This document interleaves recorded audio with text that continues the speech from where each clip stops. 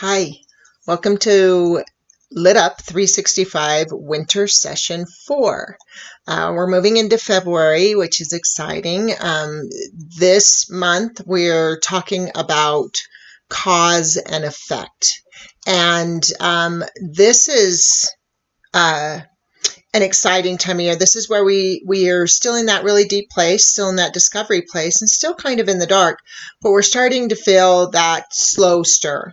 Towards the end of the month, we'll really be connecting with that deep stirring. But right now, what I want to talk about is cause and effect. So over the next 2 weeks, this is what we'll be contemplating.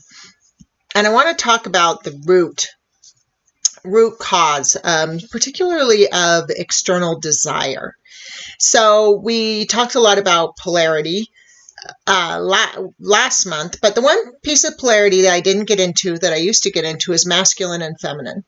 And the reason I didn't do that is because those definitions are really changing. There is a dramatic shift that I discuss in relationship balancing that I don't think is a part of this deep stirring in that's happening in LiTup. So I want to talk about masculine and feminine polarity in a different way. And I want to go back to the Sufi traditions to do that.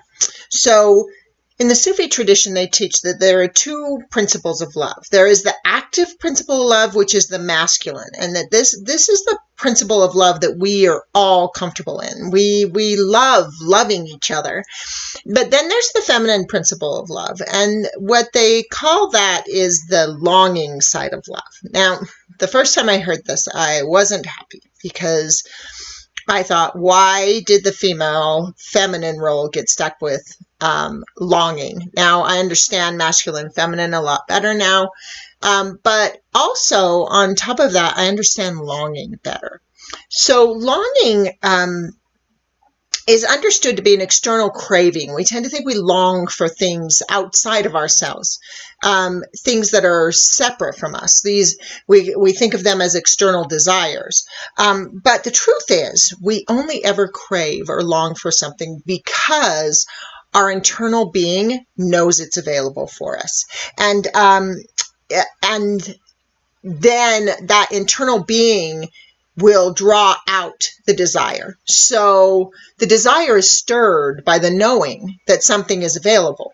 But we don't want the thing. The thing is not what we crave. You know, regardless of what you're craving. Say you're craving a relationship or a better job or more financial stability or a stable home life. These are all really valid things, but we don't want those things. We want who we think we'll be if we have those things. So what we're craving is self-expression. So if I crave a relationship, I might crave that relationship because of who I think I'll be in that relationship, or the way I think I'll feel inside. So it's all about internal experience, because that's what's driving the functions, the deeper functions of our brain. So and the question to ask yourself this month is, these things you crave, do you truly crave them, or do you crave the expression those things might call forth from you? I love to go back when I'm talking about this and talk about Rumi. Rumi has a quote that says, "What you seek is seeking you." And I love that quote, but I need to add to it because I don't think of it like law of attraction. What I think is, where Rumi says what you seek is seeking you, I believe it is seeking your expression of it. When connecting to our true nature, we are not calling something to us. We are bringing something forth from deep within our being and expressing it into the world. And for all of us, I want to go back to what we were talking about a little bit in winter, because it's not just about polarity, it's about oneness. It's about that thing that makes you whole. That's what we were learning about polarity is it's the thing that possesses everything you do not, and therefore makes you whole. And so there is always a next collective evolutionary step occurring in the world. You can see it in, for example, the master teachers like Jesus and Buddha were teaching on the earth at the same time. In the 1850s, there was a huge movement, transcendentalist movement. There was a real awakening in the New Thought movement. The Mormon Church was formed around that time. All of these new movement concepts, new perspectives were happening. In the 1910s, there was a huge positive thinking movement. Think things into being. This idea that we could hold ideas in our mind and have a creative power in them, which is not completely wrong. I don't think it works in the way it's generally taught, but it's not wrong either. In the next six, and then in the 1960s, there was a movement, free love, where Dr. Martin Luther King and what we fondly call the hippies were finding this space of saying there's a better way, there's a different way. We have individuality, we have love, we have connection to one another. We don't need to be at war. Peace is possible. In 2012, there was another movement, and a lot of people felt it. The Mayan calendar recognized it. And some people thought it was an end of the world concept, but really there was this whole, with the turn of the century, concept where the veils were dropped. We all see each other in a way we haven't seen each other before. There's all this development from social media and stuff where we became aware. We're becoming truly aware of one another. And so we are a part of that. And each one of us, in being part of that, is now stepping into our genius. As we move into this year 2020, I love this playing with this concept of 2020 vision. I've been using it a little bit in the posts I put out and stuff. I've been hashtagging it a lot because I love having this idea of clarity, that we can all see clearly. And I think we can. We can't know what we're creating. I don't think Jesus and Buddha knew what would become of their teachings. I think they had hopes. I think Martin Luther King Jr. had hopes of what would happen. And even where he's looked at as a civil rights leader, he opened up so much. When he spoke, he didn't just speak to racial equality. He saw all people being equal. He talked about love and not having to be steeped in war. That was about a lot more than just the civil rights movement. It impacted the gay rights movement. It impacted the women's rights movement. It became a human rights movement, which is beautiful. So we're all now stepping into a genius to do something as powerful, and to believe that we're not is not giving full credit to nature for creating us. We tend to be told that we are the sum total of our life experiences, and I wholeheartedly disagree with that. We are all so much more than our history. No one throughout the entire course of history has ever existed that is you. You will never exist again after this life. And that means something. Even if you're a person that believes in reincarnation, you are a whole new being each life. And so you are an integral part of that next evolutionary step that's occurring. Every time you walk in a room, you collide with others and you impact them. And like molecular collision, I love this concept of comparing colliding with other people to molecular collision. Molecular collision, anytime two molecules collide, they change their trajectory. And I think that's true for us too. Whatever trajectory we're on, when we meet another person, and even if we just pass them in the street, they affect the way we think and what we're doing and the thought patterns of that day, or the direction we go, or we affect them. And this is really cool to know. But the even better thing to know is when we're in what's called perfect collision, when two molecules collide under the right conditions, they don't just bounce off of each other, they propel each other. There's a burst of energy that pushes them forward. And I think that when we're in the most authentic that we can be in. When we're as true to ourselves as we can be at any given moment, we carry that kind of power to propel things forward rather than just bounce off of them or change direction. I think the planet needs our expression, needs us to be who we are. And each one of you out there, even participating in this, people doing other things, you need to know that you are amazing, that you are the next, you are that next step of evolution, and what you bring to is critical to the success of our species.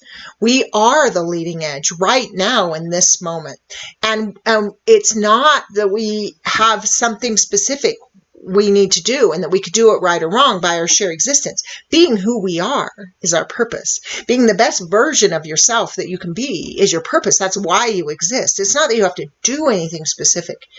It's just you being you that is valuable. And when you live from the truth of who you are, what is not truth naturally falls away from that. So there's no longer effort to it. You don't have to think of shedding anything or fixing anything or any of that. This is true cause and effect. There's a great quote I love from Ernest Holmes, and that was really life-altering for me. Once I really sat down with it, didn't just read it and think it was cool, but applied it as a principle to my life. And that is, he says, there is nothing to be healed, just truth to be revealed. And I think that's true for all of us, that we are revealing this truth. I had this interesting journey once where I thought of that saying, that quote, you are what you wear. And I thought, wow, I don't want to be defined by the clothes I wear, and I don't want to think I have to meet a social standard. But as time passed, I had the thought come again. I heard the saying again, you are what you wear. And all of a sudden I realized, you know what, I am what I wear. I am a person that wear secondhand clothes. I shop at secondhand shops, and because for the environment, I heard an insane number of the amount of clothes that go into the landfill. And I thought, well, I want to do a piece, and I can't do all the pieces for the environment, but this is one I want to do, I choose to do. And so I get everything used. And I realize that does say I am what I wear. And the thing is that even if I look at another scenario on the other end of that, where a lot of people would ask me to go picket or protest things. And I never wanted to go. And I thought it was just laziness, because I felt like a rebellious teenager, where I was like, oh, I just don't want to do that. And then as time passed, I realized that wasn't mine to do.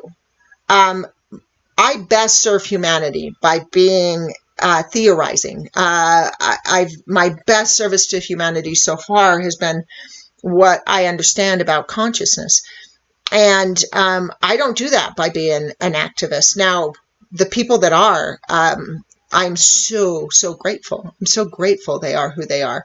I think of the fact I walk in the store and the products I buy, I know they're organic or non-GMO because of those people that have fought for healthier food. I have rights as a woman that I wouldn't have if it weren't for those people. So I really appreciate them, but that's not mine. We're not all called to the same action. My action is these programs, and it'll be something else next, but it's what feels right in my heart to do. And it's starting to realize that there's this genius that we feel, this inspiration, and whether we observe it in other people or feel it internally or through some level of worship, there's a brilliant point where we can start to ask ourselves, what if that genius I feel is me? What defines me? There was a time I love to look up words in the dictionary, and I looked up the word definition. And I love the concept of it. A definition is a statement of the exact meaning of a word. It's defined as the exact meaning of a word or the degree of distinction in outline of an object, image, or sound. So definition, a good example of it is thinking of high definition television. So definition is a structure or limitation. But within that structure, it's also clarity. And for me, what I had to realize is I have my own voice. It's important that I be myself, but it is also important that I do that in a way that communicates well with the world and that does service. So I'm just not always getting what I want. I'm living who I am, but I'm doing it in a definition that the rest of the world can understand. So I'm not just talking to myself. I'm in that community, in that oneness, in that wholeness that is the polarity we talk about. So the most important thing we can do as we start to come into this is to give as much definition to ourselves as we can, while at the same time we understand that we actually can't have definition. So we're in that place where we're moving from what I call that core level, that level of essence. And in 2 weeks, or approximately 2 weeks, on the 20th, I'll be talking a lot about the levels of power and essence, and the 4 levels that I talk about with expression. So if you don't know that terminology yet, I will be talking about it on the 20th. But we're moving. So winter is all about essence, but then spring is moving into the state of expression. How do I express that essence? How do I express and define myself when I can't even really quantify or fully explain who I am? So there are a lot of different things I'm talking about. We kind of return to that concept of New Year's resolution. And a lot of people set these New Year's resolutions based on who they think they want to be. Who is that? What is the driving force behind your resolution? Because that tells you a bit about who you are. Because the truth is, I am what I seek. You are what you seek. And when you're called to something, it's a calling to an expression, not to obtain something. It's to express something. So as we come to understand ourselves and be able to define to the best of our ability ourselves at the level of essence, then we can understand better how to move into that level of expression. So we start to ask the question, what is possible for you if you could purely be the nature of who you are? There are a lot of people. That's a question I'm going to ask in some of the homework. So you don't have to worry about trying to capture it. But there are people who don't know the answer to that. So, and especially in winter, not knowing that answer is actually very open. It gives you an opportunity to move into maybe something that you might not have looked at before, because every year all this about Lit Up is about revealing something new within yourself. So if you don't know what that is, that means it's definitely new. But we're going to do a meditation, and that meditation is going to be there to help us move into that. So we're going to start with a meditation and then a few questions for this week's exercise, and then next week I have another exercise. And what I'm going to do is I'm going to have you going through a series of repetitive exercises that you'll do multiple times throughout the week. So, but this first week is going to be this meditation and sitting in that, and then on the 12th we will have an exercise that deepens this practice that comes from the meditation. So I think that's everything. And I hope you enjoy the journey. So what we're going to do to begin this meditation is I'd just like you to take a deep breath, to relax into wherever you are in this moment. Don't expect to know anything or to imagine that this is going to go in any direction in particular. I want you to just imagine that you are somewhere on a trail in the mountains. We're going to be specific this time. So just imagine yourself walking on a trail somewhere, and how the mountains look to you is going to be unique. Different people are going to see different kinds of trees, grasses. You're going to notice, what time of day is it on the mountain where you are? What time of year is it?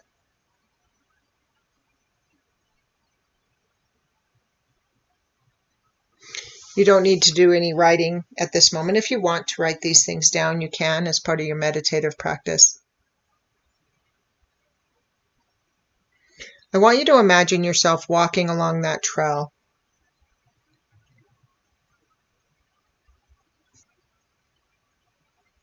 And much in the way, much like the butterfly shedding its cocoon, I want you to shed anything that you're wearing as you walk. You're on this trail alone.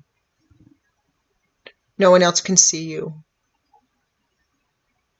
Just allow yourself to shed any clothing that you might be wearing.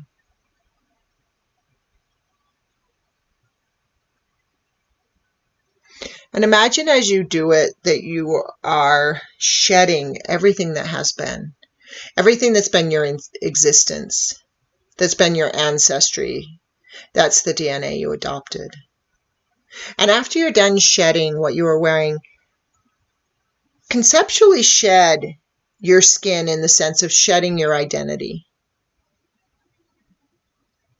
In the way a caterpillar completely sheds its identity to become the butterfly. Imagine completely shedding who you've been. Like letting it go just for this meditation.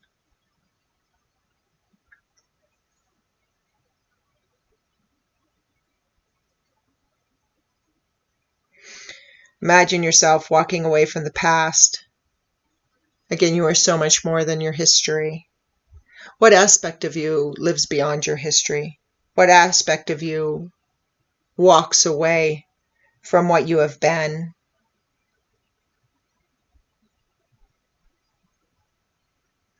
Many of us have experienced moments of grace, moments where we realize our connection to all that is, and reveal and see it revealed in the beauty of our own existence. We are taught these moments are fleeting and temporary, and sometimes they are. Sometimes they can feel that way. But as we've moved in and out of the experiences of our lives, without even knowing, we've built a foundation to be the truth of who we are. We've developed a life that supports us stepping into our full self. If we hadn't, we wouldn't be here. It is now time for us to recognize and embrace the beauty of who we are and what we bring into the world.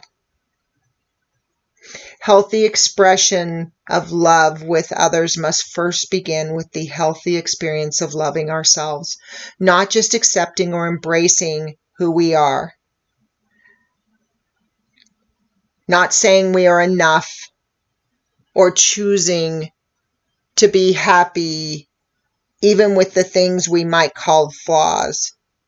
This is about really and truly understanding our inherent beauty, that we are flawless, exquisite beings. It is about seeing how amazing you really are so others can see and be inspired by the same within themselves. If we are to make a difference in the world, it is important for us to see we are able to make that difference. It is important that we know our own brilliance. So now that you've shed everything, I want you to imagine that you have no history. You have only ever existed on this trail with no skin, with no clothing, as whatever being you are standing on this trail right now. And I want you to realize that up ahead on the trail, there is a mirror. And I'd like you to go stand before that mirror and see yourself. There will be a series of questions for contemplation at the end of this meditation. But I'd like you to begin your practice with observing what you see in the mirror. Describe every detail. And then I want you to imagine that you, the person sitting, listening to this meditation, is stepping through that mirror and becoming one with that being. How does it feel to be that being in your body?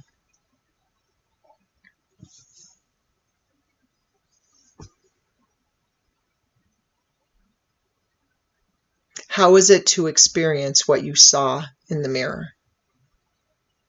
So what I'm going to do at this point is I'm going to end the meditation, and I'm going to give you a space to write your answers for what you saw in the mirror, or if you're already doing that, you can just keep going. And then there will be a series of questions for you to contemplate over the next week. And I will see you on the 12th with more exercises. There won't be a video, but we'll have another set of exercises on the 12th to deepen the work. I wish you tremendous success in the journey.